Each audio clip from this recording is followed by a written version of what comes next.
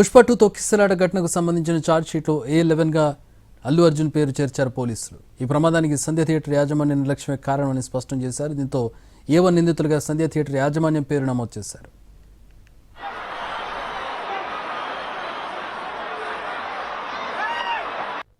పుష్ప 2 తొక్కిసలాట కేసులో ఛార్జ్షీట్ను దాఖలు చేశారు పోలీసులు. అల్లు అర్జున్పై అభియోగాలు నమోదు చేసిన చిక్కడపల్లి పోలీసులు ఆయనతో పాటు 23 మందిపై ఛార్జ్షీట్ వేశారు. అల్లు అర్జున్, ఆయన మేనేజర్, వ్యక్తిగత సిబ్బందితో పాటు 8 మంది బౌన్సర్లపై ఛార్జ్షీట్ దాఖలైంది. A1గా సంధ్యా థియేటర్ మేనేజ్మెంట్, A11గా అల్లు అర్జున్ను చేర్చారు. సంధ్యా థియేటర్ యాజమాన్యం నిర్లక్ష్యం వల్లే తొక్కిసలాట జరిగినట్లు నిర్ధారించారు పోలీసులు.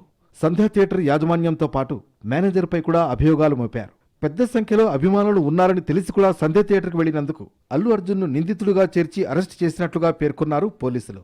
సంధ్య థియేటర్ తొక్కిసలాటలో మహిళ మృతి చెందగా ఆమె కుమారుడికి తీవ్ర గాయాలయ్యాయి.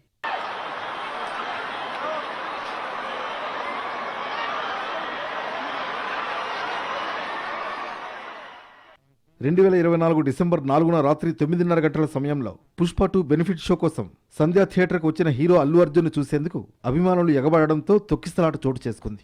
ఈ క్రమంలో వారిని నిలువరించేందుకు పోలీసులు లాఠీ చార్జ్ చేయడంతో రేవతి, ఆమె కుమారుడు శ్రీతేజ కింద పడిపోయి జనం కాళ్ల మధ్య నలిగిపోయారు. ఇద్దరూ తీవ్ర గాయాలతో స్పృహ తప్పారు. వెంటనే పోలీసులు వారిని పక్కకు తీసుకువెళ్లి CPR చేశారు. హుటాహుటిన ఆర్టీసీ క్రాస్ రోడ్స్లోని ప్రైవేట్ ఆసుపత్రికి తరలించారు. అక్కడ చికిత్స పొందుతూ తల్లి మృతి చెందారు. కుమారుడి పరిస్థితి విషమంగా ఉండడంతో నిమ్స్కు తరలించారు.